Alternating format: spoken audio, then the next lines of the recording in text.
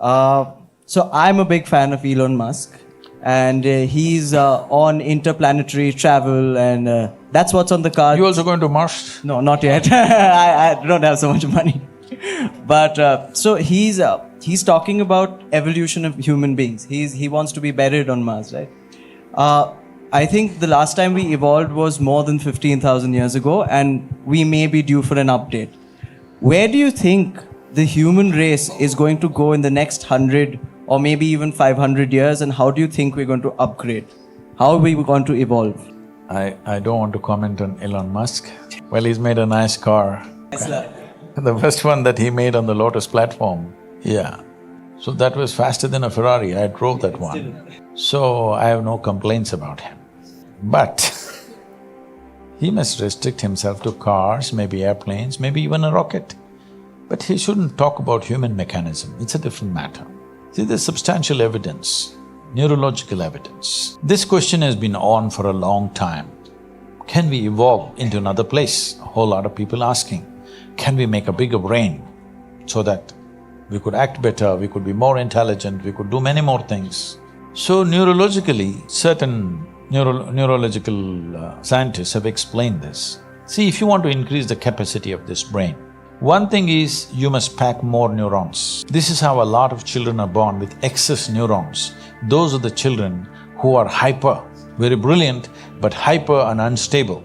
Well, the moment today doctors see them, they pounce on them, and because medical industry is a big industry, they're always looking for a victim. And pharmaceutical industry is the second largest industry, so they pump something into it, they give some name, ADD, ADH, ABC or XYZ. All the 26 alphabets have been expanded like this.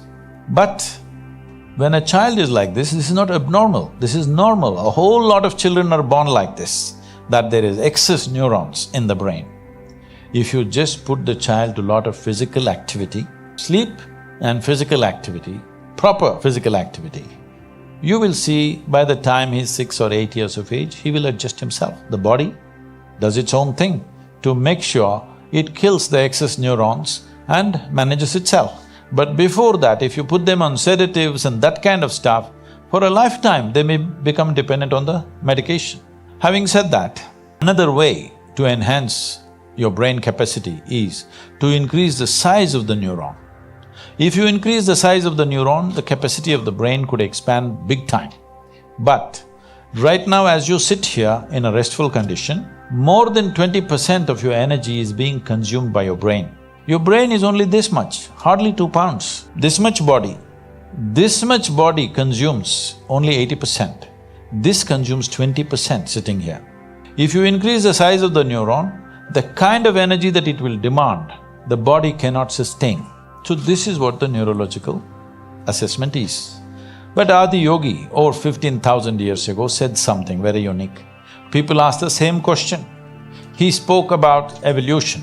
Well, only 152 years ago, Charles Darwin propounded the theory of evolution. The yogi spoke about it over 15,000 years ago. He said, the first form of life on this planet, you heard of the 9 avatars? What are they? Can you tell me somebody? I don't refer to the Google. Matsya avatara, yes. Matsya, Kurma, Varaha, Narasimha, Vamana, Parashurama, Rama, Krishna, Buddha, and the next one is about to come. That's what they say. See, don't look at it like individual people as it is being simplistically explained. What they're saying is, first thing was waterborne life, fish or waterborne life. Next thing is amphibious. Then they're skipping all the small creatures and coming to mammals. When they come to the mammals, they're saying the first animal is a wild boar. If you know something about these animals, you will see, in our neighborhood there are tribal villages. These boys go to school, when they're coming back, if they see a deer, a spotted deer, these 3-4 little boys with one stick, they will go here, there, they'll corner the deer, one shot. They'll kill the deer, take it home to eat. It's all right for the tribal boys to do that. But a pig is not like that. A wild boar is not like that. If you shoot a bullet into it, it will just keep going. Normally, those who kill the pigs in the pig farm, they take a iron rod and put it in the ears and hammer it. Otherwise it won't die, because it's a very hardy life. It's so rooted in the body. Even now, if somebody is too physical, grossly physical, you say he is like a pig. Hello? MCP, you know. We're not using those words anymore, the girls. Don't know what's MCP? See, the older ladies know. I'm sorry, the older generation knows. You don't know what's MCP? Oh, it's called male chauvinist pig. So if somebody is eating in a greedy way, something very physical, you say he's like a pig, because grossly physical means pig. It represents that. So it's Varaha, next thing is Narasimha, which is half man, half animal. Next thing is a dwarf man. Next thing is a full-fledged man but emotionally volatile, Parashurama. Next is a peaceful man. Next is a loving man. Next is a meditative man. The next one is supposed to be a mystical man, okay? This is not about those individual people. This is the evolution of life on this planet. So what Adiyogi said 15,000 years ago, in many ways, is it running parallel to Darwin's theory of evolution? It is running parallel to that. So when he expounded this, he had 7 disciples. Today they are celebrated in this country as Saptarishis. These 7 disciples asked the same question: can we evolve into something better than who we are? So Adiyogi said, see, you can learn to use your existing capacities in a much higher way than the way you're using it right now. If you become more and more conscious, your body and brain, you can use it in many, many more ways than they're using right now. But if you have to physically or physiologically evolve, then the way the planetary systems are, some change needs to happen in the solar system, because solar system is like a potter's wheel. It has spun this and it has reached its peak.